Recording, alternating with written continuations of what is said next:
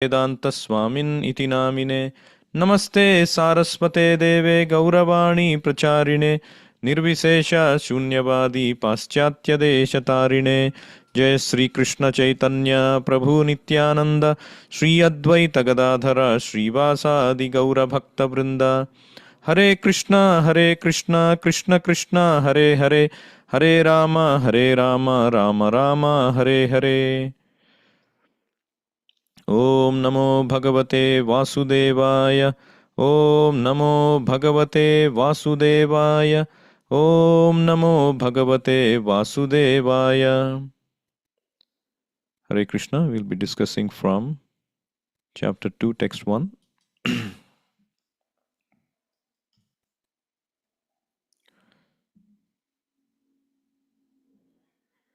Sanjaya Uvacha Tam Tadha Kripayavistam Ashrupurnakulekshanam Vishidantam Idam Vakyam Uvacha Madhusudanaha. So in the last chapter, we had seen how Arjuna, he fell back on his seat, saying that I will not fight. And his position is explained. Krupaya Vishtam Ashru Purna Kulekshanam. Now Sanjaya is explaining. Arjuna, he became overwhelmed, Avishtam, with Krupaya. Krupaya Vishtam, and his eyes, Ashru, and his eyes, Ikshanam, have become full with tears. Ashru Purna Kulekshanam. And now he became so lamenting. Vishidantam, he was lamenting so much, I will not fight. And now looking at his position, situation, Madhusudanaha, Krishna, idam vakyam uvacha. He started to speak these words. Krishna started to speak these words. So, Prabhupada mentions in the purport about Kripaya Vishtam, Ashru, Vishidantam. These are the three things that Sanjaya highlights in this verse. Kripaya Vishtam means compassion, that Srila Prabhupada writes in the purport as material compassion.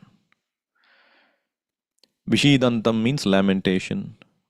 Ashru means tears. So what does Srila Prabhupada write in the purport? Material compassion, lamentation and tears are all signs of ignorance of the real self. You see, somebody has these qualities, like somebody is feeling pity for suffering, somebody is feeling compassionate for suffering, for those needy, and he is crying for that kind of feelings. Then somebody is praised, isn't it? But here, Srila Prabhupada highlights the spiritual reality, which is this material compassion, lamentation, and tears are all signs of ignorance of the real self. That is a real fact. They are all signs of ignorance of the real self. So, what is real compassion? Prabhupada continues to write, compassion for the eternal soul is self-realization. No one knows where compassion should be applied. It's a very profound statement. No one knows where compassion should be applied. It should be for the eternal soul.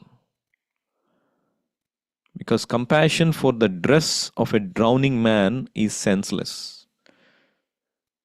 You try to save a man who is drowning, but you bring the dress. And that is useless, isn't it?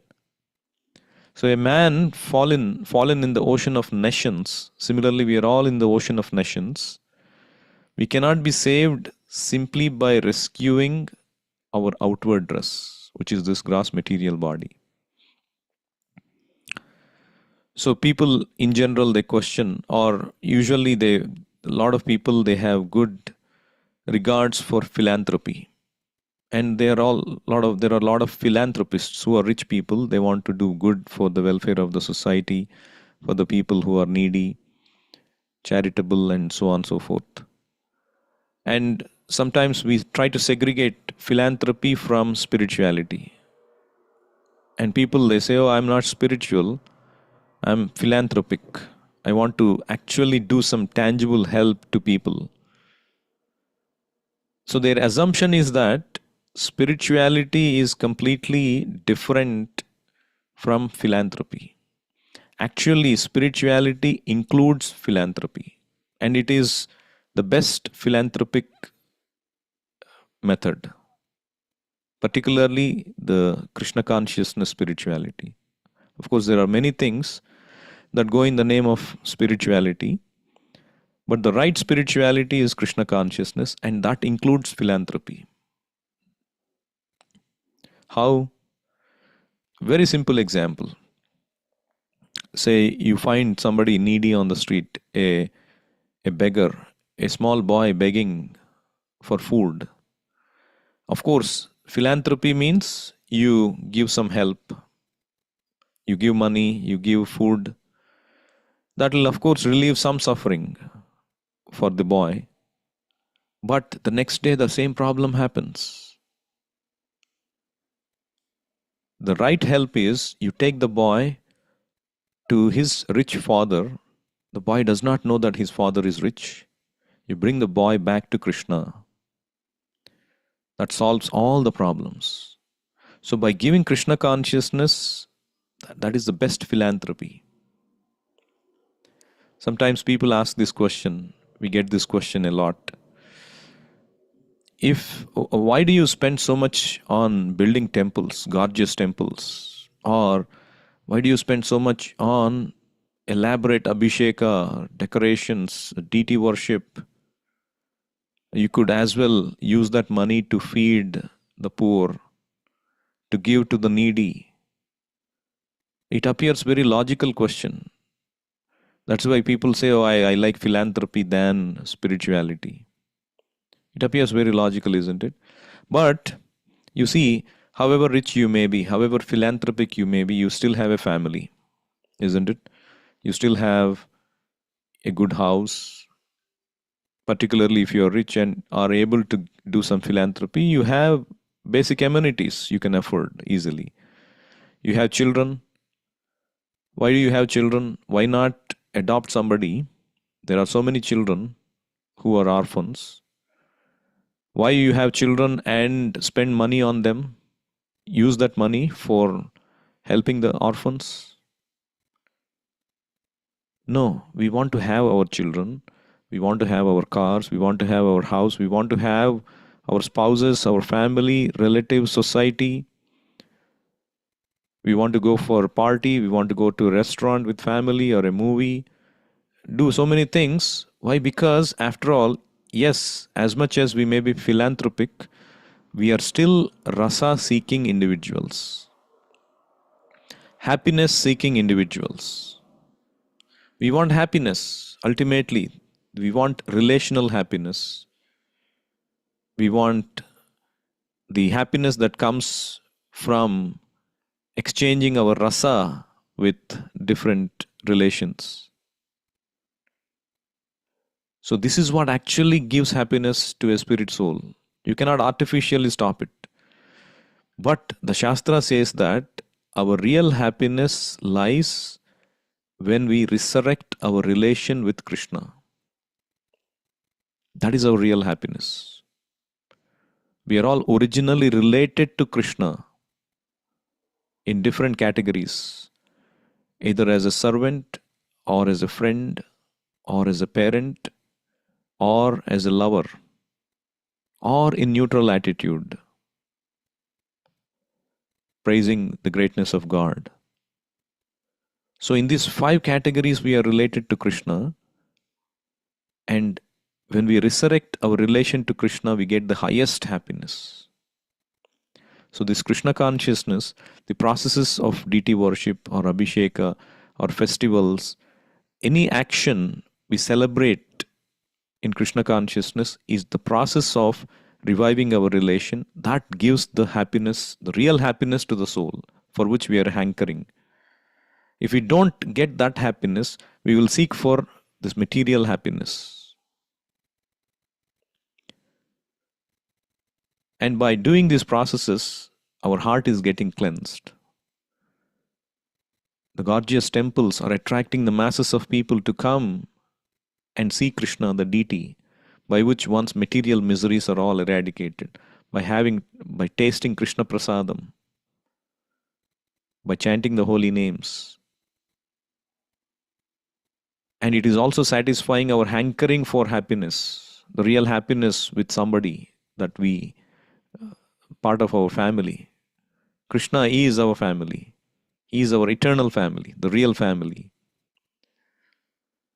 So, spirituality or Krishna consciousness includes philanthropy. Yasmin tushte jagat tushtam. Decorating the Lord means it's just like Bhagavatam gives this wonderful example. When you face the mirror and you decorate yourself, your face, the reflection also is decorated, isn't it? But if you start to decorate the reflection separately by putting the bindi on the mirror, will you be decorated? No. So likewise, when you serve Krishna, when you try to give happiness to Krishna, automatically we feel that happiness because we are part and parcel of Krishna. Mamaivamsho jiva loke jiva bhutaha sanatanaha manah shashthani indriyani prakritisthani karshati. We are all eternal parts and parcels of Krishna, but trying to separate ourselves from Krishna in this material world, forgetting Krishna, we are struggling so hard with our senses. Manaha shashthani indriyani. We have 5 senses, and the mind is considered the 6th sense. And trying to separate ourselves from Krishna, we are struggling. Prakritisthani karshati. So one who tries to bring the soul back to Krishna consciousness is doing the best philanthropy. Of course, that one, as I said, spirituality includes philanthropy. It also includes material philanthropy. Apart from bringing the soul back to Krishna, we are also doing materially philanthropic activities like feeding the needy and so on and so forth. But it has to be done as ordained by Krishna. Krishna Prasadam has to be given. Because only the doctor knows what cures. You can do whatever you want without prescription, but it will not cure the patient. So the other aspect of this verse is Krishna being called as Madhusudana. Uvacha Madhusudana. What Srila Prabhupada mentions about that? The word Madhusudana is significant in this verse. Lord Krishna killed the demon Madhu, and now Arjuna wanted Krishna to kill the demon of misunderstanding that had overtaken him in the discharge of his duty. So, this Krishna, he has killed this very powerful demon called Madhusudana. That's why he is called. Now Arjuna compares his mind to that like Madhu, very dangerous, very strong, even stronger than demon Madhu. How he became overwhelmed with all these things. And therefore Sanjaya is implying that Krishna will kill that demon called Madhu, or the demon of doubt, which is compared to Madhu. So you see, in the spiritual culture, people were called with different names. Krishna, of course, he is the Supreme Personality of Godhead. He has different names based on his qualities. Madhusudana, Keshi Nishudana, Partha Saradhi, Devaki Nandana, Yashoda Nandana. Innumerable names. Namna Makari Bahudha Nija Sarva Shaktihi. Krishna has innumerable names based on his qualities. But interestingly, in spiritual culture, Even other personalities, they have names based on their qualities. Like Arjuna himself, he is called with different names. Pardha, son of Prutha; Dhananjaya, the winner of wealth; Gudhakesha, one who conquered the sleep; Falguna, he is also called many times. Bhima is called Vrukodara. Yudhishthira is called Ajata Shatru, who has no enemies. Vrukodara means who eats voraciously and who has Herculean strength. Parikshit Maharaj is called as such because he was always looking at people, Pariksha, because he was saved by Krishna in the womb of his mother from Brahmastra. And so when he came out, he was trying to look for that personality who came within the womb and saved him. So he was called Parikshit. So in spiritual culture, even people were called with different names. Like Krishna is called with different names based on qualities because they had those qualities. Actually, they had those qualities. Like Yudhishthira was called Ajata Shatru, or Arjuna was called Dhananjaya, because they had qualities. Those were the times when people really had great qualities and they were called as such and they stood by their qualities. And now the only different names we get is given by parents based on you get to be named by your grandfather or your grandmother or by this Devata name, whatever it is. Not necessarily by our qualities, but as a decision made by our parents. So that's the only different names that we get. Prabhupada, one time he says, sometimes the parent, out of love for their child, they will name the child Kamala Lochana. Kamala Lochana means one who has got eyes like the lotus petals. But even though the child may be blind, born blind, but still they may name him as Kamal Lochan. Doesn't mean that he is actually lotus-eyed. But in spiritual culture, the names were called based on the actual qualities. So that is the other thing here. So you see, sometimes the demons, they underestimate Krishna, the power of Krishna. Like Kamsa sent all these demons to kill Krishna. Like Trinavarta came, the whirlwind. He took away baby Krishna who was crawling on the courtyard, and everybody was scared. Where is Krishna? And the demon took away the whirlwind, thinking, oh, this is a small boy and I will easily kill this boy. But Krishna, what he did, as he went up in the sky, Krishna assumed himself to be so heavy. Krishna became so heavy, the demon had to fall down and drop down dead. All these demons, like Arishtasura, like a big, huge bull which could pulverize these big mountains to pieces, Krishna just whirled him like a toy and threw him away. He controlled this horse, Keshi. He knew how to control the horse by putting his hand, which appeared like a hot iron rod, within his mouth, Keshi's mouth.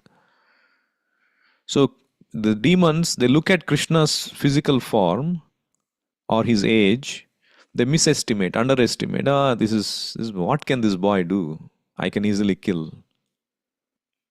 But Krishna is always very powerful. Similarly, people underestimate this Hare Krishna mantra, who is not different from Krishna. What is this simple chanting people do? Hare Krishna, Krishna Krishna, Hare Hare, Hare Rama, Rama Rama, Hare Hare, always. What is this? This is the same mistake that the demons do. The mantra, Krishna mantra, is so powerful. It is said in Mukunda Mala Stotra, Shatruchedaika mantram sakalam upanishad vakya sampujya mantram samsarocheda mantram samuchita tamasa sangha niryana mantram सर्वैश्वर्यैकमन्त्रं व्यसनभुजग सन्दष्टसन्त्राणमन्त्रं जिह्वे श्रीकृष्णमन्त्रं जप जप सततं जन्म साफल्यमन्त्रम्. So the glory of Krishna mantra is mentioned. Shatruchhedaika mantram, that mantra which destroys the enemies, the real enemy, the shad vargas in our heart, kama, lobha, mada, matsarya, krodha, all these things it defeats. Shatruchhedaika mantram, sakalam upanishad vakya sampujya mantram, that mantra which is praised by the Upanishads, which are considered the crest jewels of the Vedic literature. Sakalam Upanishad Vakya Sampujya Mantram. Samsarocheda Mantram, that mantra which can uproot this samsara, the cycle of birth and death. Samuchita Tamasaha Sangha Niryana Mantram. It drives away all our darkness of this ignorance. Sangha Niryana Mantram. And this mantra, it can give us infinite opulence. Sarvaishwaryaika mantram. And Vyasana Bhujaga Sandashta Santrana mantram. This Vyasana Bhujaga means the snake. The mantra for curing those bitten by the poisonous snake of worldly distress. Everybody faces distress in this world, in some kind of misery. Adhyatmik, Adhibautik, Adidaivik. It is considered to be the snake bite by which one faces death or misery. So this mantra, just like sometimes snake bite is cured by mantra, this mantra, Krishna mantra, can cure us from this worldly miseries. Vyasana Bhujaga Sandashta Santrana mantram. Therefore, Kulashekara Acharya is saying, Jihve Sri Krishna mantram japa japa satatam janma safalya mantram. Jihve, O tongue, Sri Krishna mantram japa japa satatam. Always chant the Krishna mantra. Particularly in this age, this mantra is picked out. Hare Krishna, Krishna Krishna, Hare Hare, Hare Rama, Rama Rama, Hare Hare. By which Janma Safalya mantram, our life becomes successful. So just like Krishna, Arjuna has surrendered to Krishna, who will surrender to Krishna? Krishna is being called Madhusudana. Harinama, the holy name, is also Madhusudana, who can cure all our doubts, all our anxieties. We should surrender to the holy name. Chanting nicely, hearing nicely, this is called surrender to the holy name. Have the faith in the holy name. So Prabhupada here also mentions another interesting point about who is a Sudra.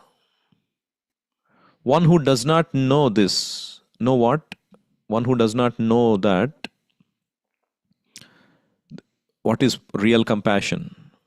Real compassion is for the spirit soul. One should not be crying for the body. So one who does not know this is a Sudra. And laments for the outward dress is a Sudra. Or one who laments unnecessarily. Arjuna was a Kshatriya and this conduct was not expected from him. So in Vedic culture, Sudra, usually people blame the Vedic culture. Oh, people are classifying based on birth. It's not by birth. It's by quality. See how Prabhupada is identifying that Arjuna is acting as a Sudra, isn't it? Even though he was a Kshatriya. And Krishna's intent also will be in the later verses. He will chastise Arjuna for acting as such. That means a set of people are called as such by the qualities they display. Just like I was saying, Dhananjaya, Yudhishthira, Ajatashatru. The qualities. If you display Sudra qualities, you are called a Sudra. And what is that quality of a Sudra? To lament for the outward dress. But Arjuna was a Kshatriya and this conduct was not expected from him. And therefore, Prabhupada concludes in the purport, Lord Krishna, however, can dissipate the lamentation of the ignorant man, and for this purpose, the Bhagavad Gita was sung by him. This chapter instructs us in self realization by an analytical study of the material body and the spirit soul. So, this chapter we will see how Krishna educates Arjuna in different ways. He presents the arguments from Karma Kanda, Karma Yoga, Gnana Yoga, then ultimately Bhakti Yoga, and tries to convince Arjuna why he should fight. That is why this chapter is also called the contents of the Gita summarized. You will find all the contents of Bhagavad Gita covered in this chapter. That is why it is contents of the Gita summarized. So I'll stop here. Anyone has any questions, you can unmute, or there is somebody is posing in the chat.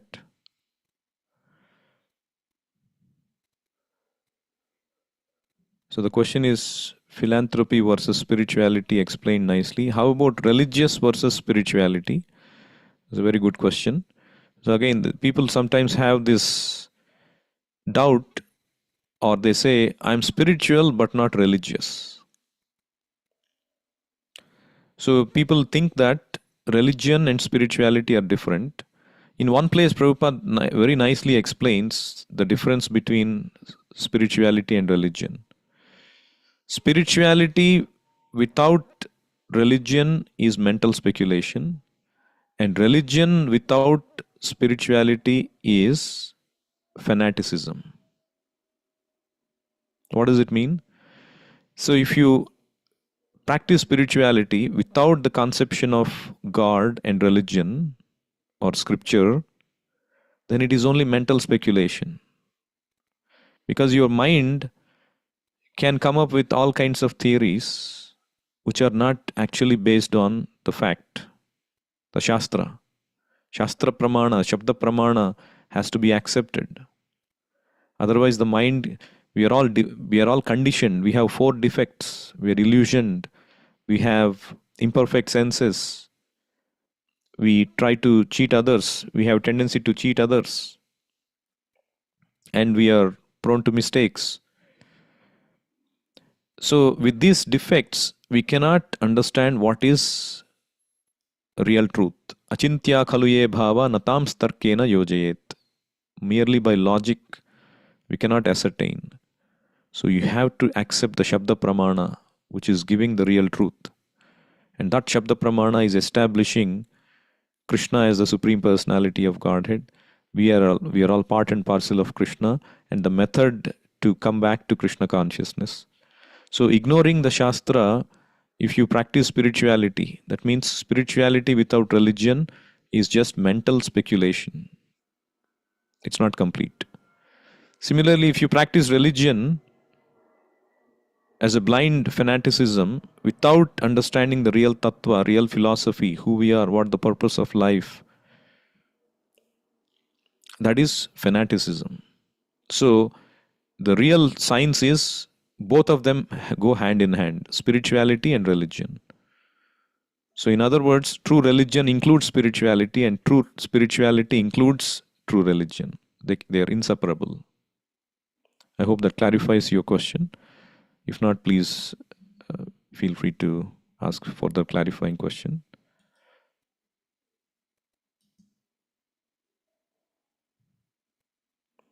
Yes, but in this era, religion is being practiced without spiritual intent. True. A lot of religions go by in the name of spirituality. That is why we have to follow the true religion which has bona fide spirituality. That is why Prabhupada named his book as Bhagavad Gita as it is, not as you think, as you speculate. It's coming from the Supreme Lord himself, without any speculation. So we have to be intelligent to understand who is actually following true religion without speculation. Yes, as you rightly pointed out, In this age, religion is being practiced without spiritual intent, which is unfortunate.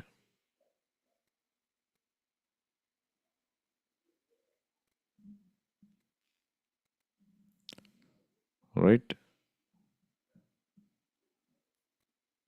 Thank you for asking the questions. Right, we will stop here. Bhagavad Gita as it is ki jai, Srila Prabhupada ki jai, Nitai Gaur Premanande Hari